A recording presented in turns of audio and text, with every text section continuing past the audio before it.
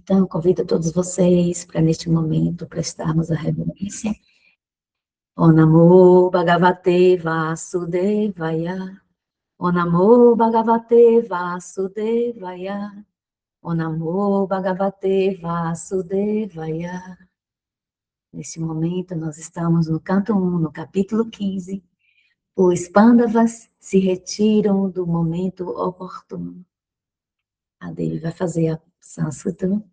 Hare Krishna. Om Yadoshu ma pranihitam guru bhishma karna napitri trigata shaya saindava bali kadya ashtraniya moga mahimani nirupitani nopas prishurni haridasam ivasurani. Verso 17. Sautyevrita kumatinatmada ishvarome yatpada padam Padmam abhavaya bhajanti bhavya mam shranta vaham arayo ratino bhuvistam na prahadam yad anubhava nirasta chita. Agora nós vamos para o verso em português. Hare Krishna. Gratidão, Devi. Verso 16.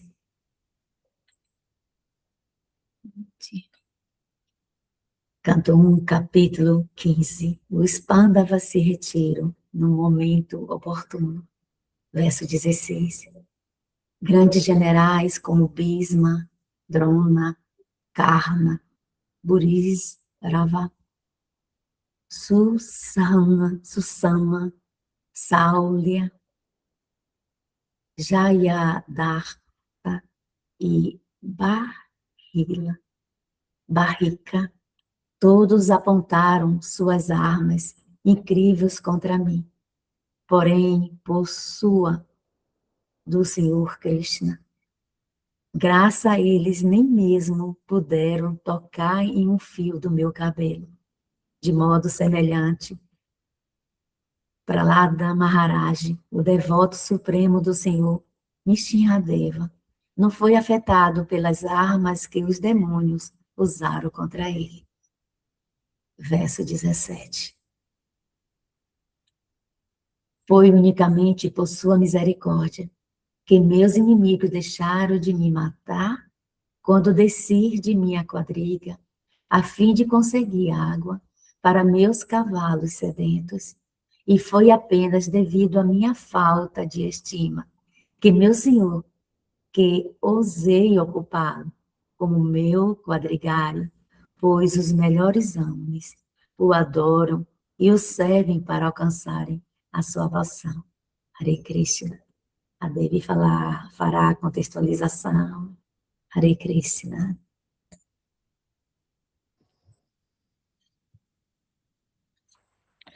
Om Jnana Timirandasya Gyananjana Shalakaya Shaksurumilitam Yena Tasmai Shri Gurave Namaha. Bom dia, Namastê, Hare Krishna. Obrigado, Tulasi. Então, a gente pode ver que ele está falando, né, Bom, todos esses generais são histórias muito complexas, que eu não vou falar aqui, que são, como eu disse ontem, a gente tem que ver qual é a mensagem principal dos versos, né? Porque são histórias bem assim, emaranhadas, com muitos personagens. Mas olha, aqui ele fala assim, Prahlad Maharaj, o devoto supremo do Senhor Narasimhadeva, não foi afetado pelas armas que os demônios usaram contra ele. Né? E aqui no verso 17 diz também que ele também foi salvo, protegido por sua misericórdia, meus inimigos deixaram de me matar, né? Arjuna foi protegido. Então, a gente está vendo, parece, quando a gente lê esses relatos, né, parece que nós estamos falando de uma religião, né? Parece que estamos falando de um processo religioso, porque fala de fé, né? Como se vê assim na religião cristã, católica, judeu, islã, né?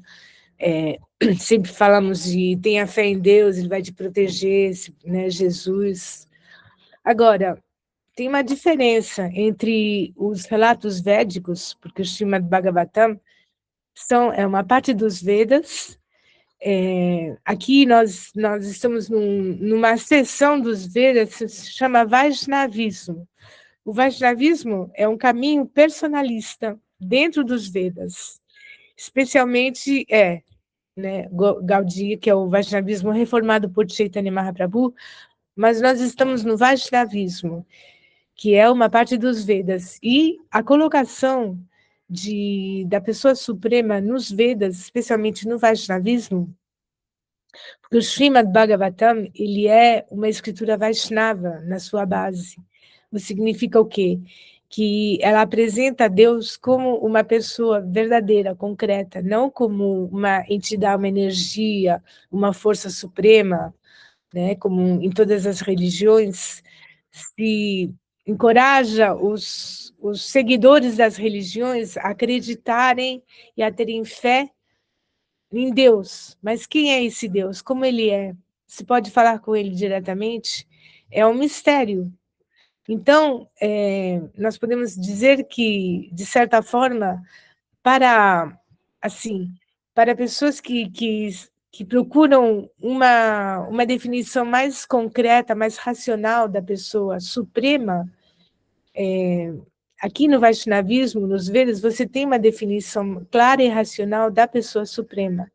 E nós podemos ver que o Srimad Bhagavatam é uma descrição dos diferentes avatares de Vishnu, né? São as manifestações, expansões que apareceram neste planeta para diferentes funções, né? Para estabelecer o Dharma, ou como está escrito na Bhagavad Gita, né? Que cada milênio Vishnu ele aparece para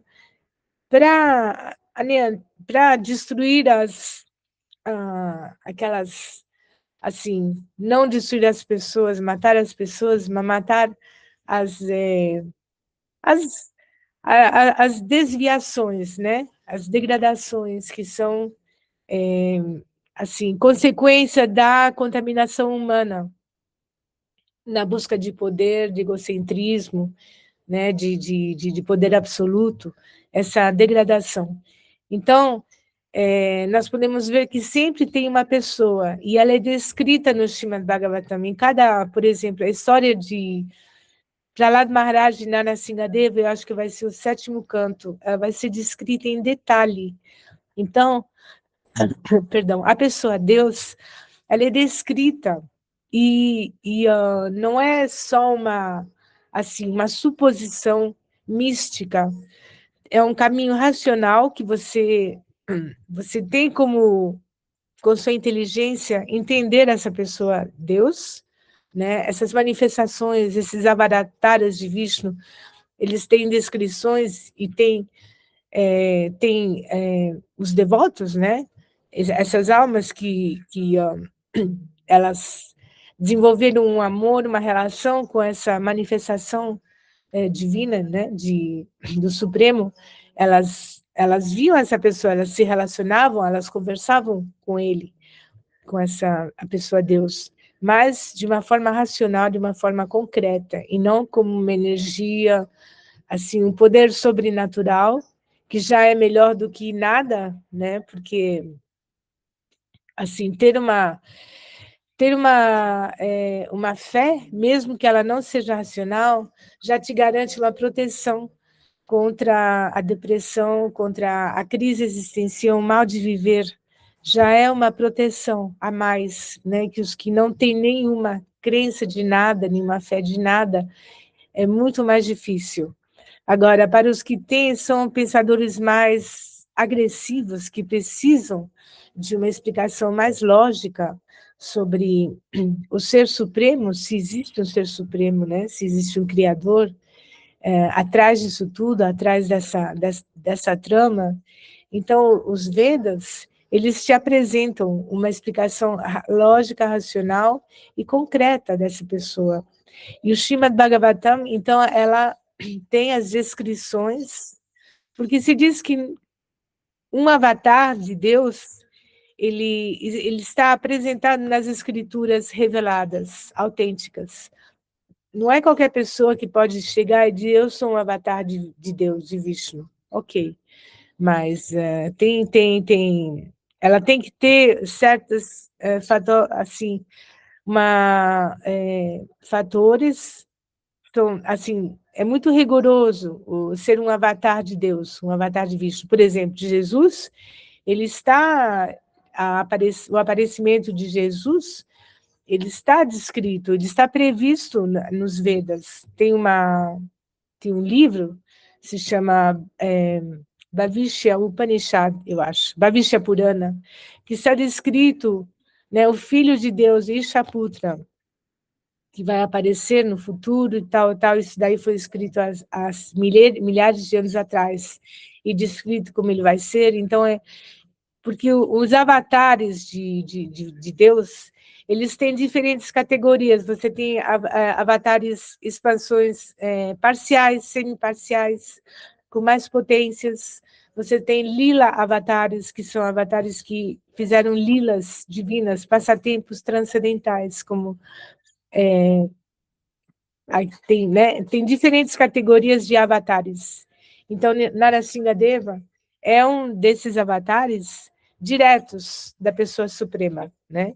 Vishnu em pessoa, ele aparece numa forma específica para um objetivo específico, né? E não é assim, porque tipo, ele tem uma cabeça de leão e um corpo de homem. Porque é bonitinho, as crianças elas gostam de leãozinho. Não é assim. É toda uma explicação muito racional, muito profunda das razões por que o Supremo ele adopta tal e tal forma, né? Como a gente vai ver na sequência dos diferentes cantos, tem Mátzia, peixe, tartaruga, forma de javali, tem uma lógica muito racional atrás, né? E essa é a beleza dos Vedas, do Vedanta, do Bhagavatam, é que ela tem uma mitologia, mas é uma mitologia racional, que por detrás tem tem uma tese assim que concreta, racional, que ela pode te trazer explicações assim satisfatórias, né, para quem tem um intelecto agudo, que precisa entender por que isso, por que aquilo, por que é assim, por que é assado, né, como as criancinhas. Normalmente as crianças são muito inteligentes e muito espontâneas, né, e elas fazem um monte de perguntas que os adultos, na maioria das vezes, não conseguem responder. E isso acontece com nós, adultos, que temos uma inteligência mais agressiva. A maioria das religiões não conseguem explicar, né? Como as crianças que perguntam, mamãe, quem é Deus? Como é que ele é? Por que eu existo? Todas essas questões, né? Então, os adultos que mantêm que não entram na caixinha, que elas conservam essa inocência, essa pureza de intelecto, então, para essas pessoas, as escrituras védicas, elas existem. E o Bhagavatam é a parte dos Vedas que traz uma explicação racional de Deus como uma pessoa. Porque você tem os Vedas impersonalistas, né? Que é o Vedanta, que também é muito elevado ao nível filosófico, ele é muito profundo, muito lógico. Mas você tem a seção personalista, que são o Srimad Bhagavatam, o Bhagavad Purana, onde se fala, o Bhagavad Gita é Krishna, é Deus, ele pessoalmente que fala, que explica a Arjuna, a criação, o sistema de yoga, o sistema de meditação. E o Srimad Bhagavatam são os devotos de Vishnu que explicam ele, né, para a humanidade. Explicam ele como ele apareceu e eles dão as respostas para as questões fundamentais da existência. Essas questões que você não consegue resposta. E muitas vezes essas respostas, elas estão entre linhas, elas estão escondidas, é muito difícil também, mesmo para nós, né, que somos, assim, tipo, nós somos grandes sábios, grandes intelectuais, mesmo o Srimad Bhagavatam, as respostas muito precisas que a gente procura, é difícil de entender. Por isso que nós precisamos de um guia esperto, né, de um cirurgião bem muito qualificado para tirar o véu da ignorância, como diz o verso, Oma Gyana Timirandasya, Gyananjana Shalakaya, Shalakaya, Shalaka, sabe a catarata? Shalaka é aquele instrumento que tira o véu, né, que torna o olho cego. Então, um instrutor, um orientador muito qualificado, que entendeu profundamente o significado dos Vedas, e ele obteve uma compreensão profunda e clara dessas escrituras. Nós temos que procurar pessoas assim, para poder, porque só uma pessoa que entendeu, que ela vai poder te tirar da ignorância. Isso é em qualquer ramo do conhecimento. E quando se trata de Deus, ainda mais, né? Porque é algo tão profundo e tão inalcançável, de certa forma, que nós precisamos de um guia qualificado e que realizou, né, esse conhecimento é uma forma mais profunda possível, né? Você tem diferentes níveis de instrutores, então a gente tem que tentar encontrar aquele que é mais, assim, que foi mais longe na sua pesquisa, na sua compreensão. Então, é isso. Esses versos do Bhagavatam, eles nos trazem uma compreensão, assim, muito pessoal da pessoa Deus. E isso é o que difere das outras religiões, que elas cultivam a fé em Deus, né? Deus vai te proteger e tal, mas elas não trazem uma compreensão pessoal. Isso faz toda a diferença, porque você sabe, você consegue visualizar aquele ser, né? Não fica algo assim vago e que você, pela fé, você acredita que sim, que é verdade tudo isso. Então, nosso esforço é tentar entender com a razão, com os estudos, entender cada vez mais essa pessoa suprema na sua forma pessoal, como ela é, e só dessa forma que a gente pode amar verdadeiramente uma pessoa, né? Porque quando você fala de amor, tem que ter uma pessoa atrás. Você pode amar a natureza, claro, mas mesmo a natureza tem forma, uma flor tem uma forma, uma árvore tem uma forma, um gatinho tem uma forma. Então, por que o Criador atrás das formas não teria uma forma, né? Isso também é lógico. Então, os Vedas é muito racional.